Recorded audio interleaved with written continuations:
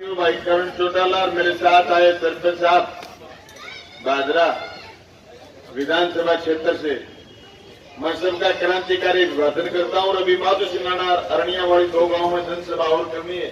हालांकि संयुक्त किसान मोर्चा के किसान साथी आपको बता गए होंगे कि काले कानूनों के खिलाफ कैसे ये लड़ाई मजबूत होती जा रही है, कैसे अभय सिंह चौटाला ने इस्तीफा दिया। साथियों, ये चुनाव मध्यावधि चुनाव समझो और बाई इलेक्शन समझो। चौधरी अभय सिंह चौटाला के इस्तीफा देने की वजह से वार इस्तीफा देने की वजह थी 3 काले कानून और 1 काले कानून लेकर के आई बीजेपी। और बीजेपी वापस चुनाव में आकर के ये कह रही है कि जब इन्होंने इस्तीफा दे दिया तो चुनाव क्यों लड़ रहे हैं। हम तो ये बताना चाहते थे और अभय सिंह इस्तीफा देकर के ये बताना चाहते थे कि पूरे देश के विधायकों ने अगर ऐसे तय कर लिया और सांसदों ने ऐसे तय कर लिया कि तुम्हारे काले कानून मानेंगे नहीं और ये तय करके फिर वापिस जनता के बीच जाएंगे, तो किसान के पाले में गेंद है कि आप किस तरीके से और ज्यादा जनादेश के साथ अभय सिंह को हरियाणा की विधानसभा में भेजो ताकि काले कानून बनाने वालों के कान खड़े हो। साथियों, ये लड़ाई सिर्फ एक विधानसभा के एक विधायक की जीतने की लड़ाई नहीं, ये साबित करने की लड़ाई है कि आपके कानून सही नहीं है। ये 3 काले कानून जो केंद्र की सरकार लेकर के आई कोरोना के समय, जब किसान पर आम जनता पर संकट था, भाई खेत से फसल लाने के लिए परमिशन की जरूरत थी। देश में सब कुछ बंद था, लोग मौत के मुंह पर खड़े थे। कोरोना के नाम से लोगों को ये कहा जा रहा था कि ये इतना भयंकर कोरोना के नाम से। हेलो,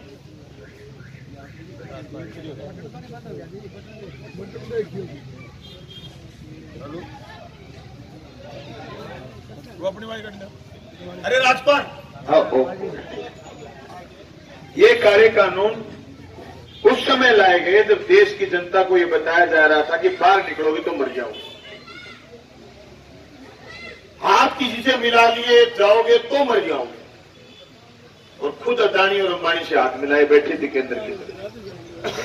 किसान भाइयों, बड़े समर्थ गांव मुरुकावास के चौक में खड़ा कह रहा हूं मैं, आपके नजदीक की विधानसभा जहां आपने मुझे विधायक चुनने के लिए मदद भी खूब की इस इलाके के लोगों, मैं पूरे होश आवाज के साथ कह रहा हूं, ये लड़ाई सिर्फ और सिर्फ विधायकी की नहीं है।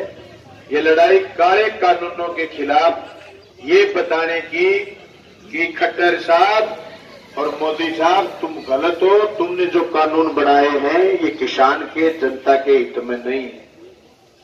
भाई, उन लोगों को ये बात स्पष्ट बता देनी है जो लोग बेरोजगारी का आंकड़ा छुपा चुके हैं। ये बात उन लोगों को बता देनी है जो किसान की आत्महत्या का आंकड़ा छुपा रहे हैं। ये बात आपको स्पष्ट उन लोगों को बता देनी है जो आपकी जमीन छीनना चाहते हैं। मैं आपको ये बता दूं कि आपके बगल में जो रेल जाती थी सिरसा से, आपके बगल में गोगामेड़ी से होकर के जो रेल जाती थी जिस पर भारतीय रेल लिखा होता था, बेईमानों ने उस रेल पर अदानी रेल लिख दिया। मैं आपको बता दूं कि परसों हमारा राजस्थान का मुख्यमंत्री हेलीकॉप्टर में बैठ गया था और पायलट को कहा उड़ा दे आसमान में। वायरलेस आया एयरपोर्ट वालों का, बोले उड़ा मत दिए, पहले रिपीए दे। तेरा बाप का कौन एयरपोर्ट अदानी का आया। ये परसों मुख्यमंत्री को कहा है, तुम और हम तो किस बात की मूड़ी है, ये देश बिक रहा है बाबा। ये बेईमान कहते थे कि आपके अच्छे दिन आएंगे, आपकी आय दुगनी करेंगे। रे दिवाली के पटाखे के बाद 2022 आ जाएगी। आय दुगनी नहीं हुई, पर हाँ, इस नौजवान को गलतफहमी कि मोदी जी के बच्चे नहीं, ये किसके लिए कर रहा है तो मैं कहना चाहता हूं वो गलत है। ये अदानी और अंबानी के लिए कर रहा है। जिस अदानी को 2013 में सिविल खराब होने की वजह से एसबीआई बैंक लोन नहीं दे रहा था 5000 करोड़ का, वो अदानी महज 8 साल में एशिया महाद्वीप का 2 नंबर का धनी व्यक्ति बन गया। 2 नंबर। अंबानी और अदानी की संपत्ति बढ़ी है और रूपावास के किसान की संपत्ति घटी है। इस बात को समझने की जरूरत है। मैं तो आप सब साथियों से बात करना चाहता हूं कि आज देश में एक मैसेज जाएगा। अगली बार जब ये दौर चलेगा तो बहुत सारे विधायक हिम्मत करेंगे कि हम इनके खिलाफ खड़े हों। भाई वो राजस्थान की विधानसभा चल रही थी, वो डर पाया था कोई गुजरात अहमदाबाद।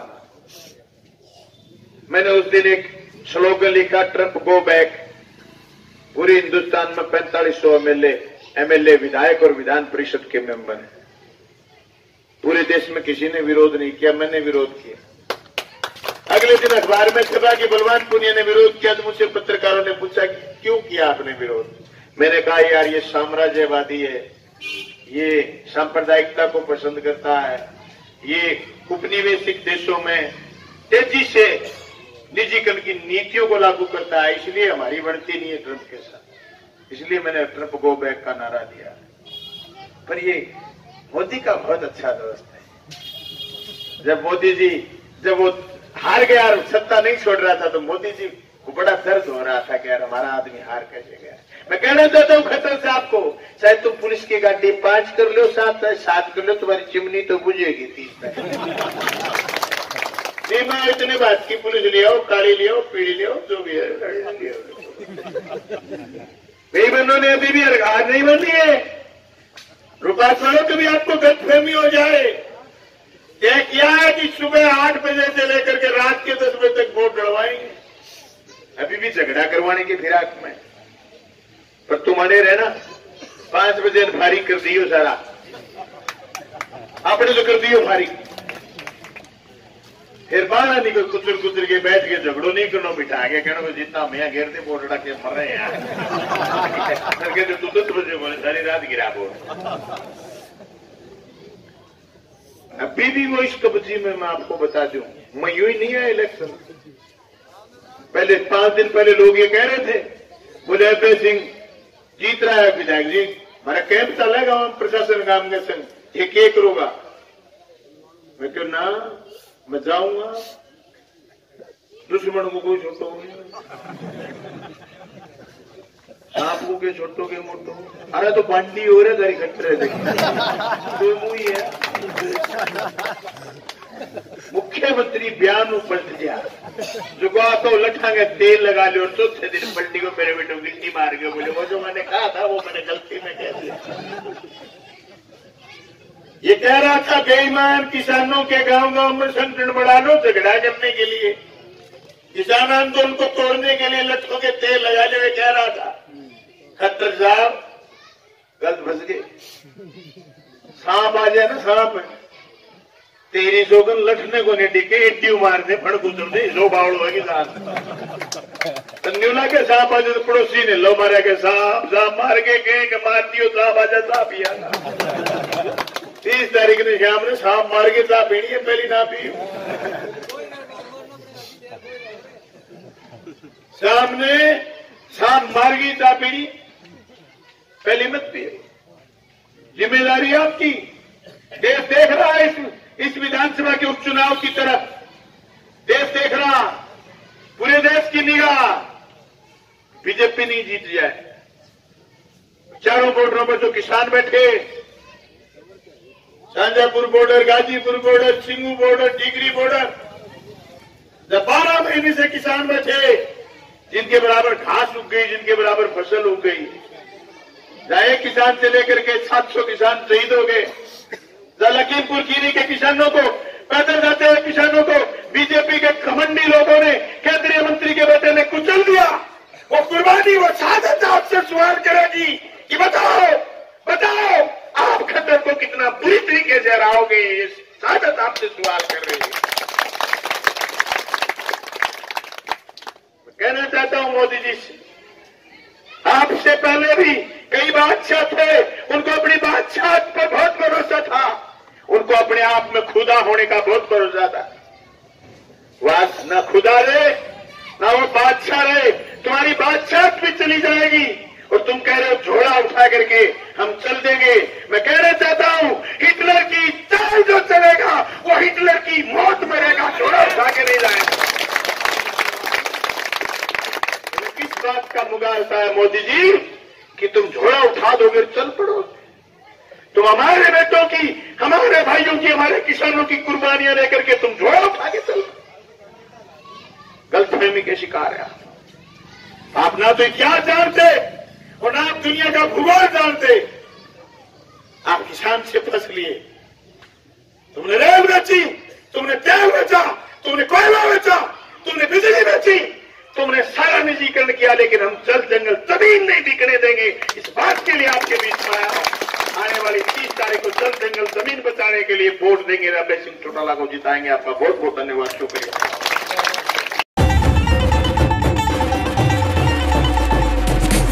पहिया घुमा के अब एक नई शुरुआत करिए, इस देश की सुनहरी धरती में नई जान भरिए। खिलखिलाते खेतों में खुशियों की बरखा करिए, अपने खेतों की फसलों से देश खुशहाल करिए। बेलारूस ट्रैक्टर, हाँ बेलारूस ट्रैक्टर, तकनीक विदेशी है, इसे देश के रंग में रंगिए। बेलारूस ट्रैक्टर का सब मिलके स्वागत करिए। बेलारूस ट्रैक्टर, तकनीक विदेशी, दिल देसी।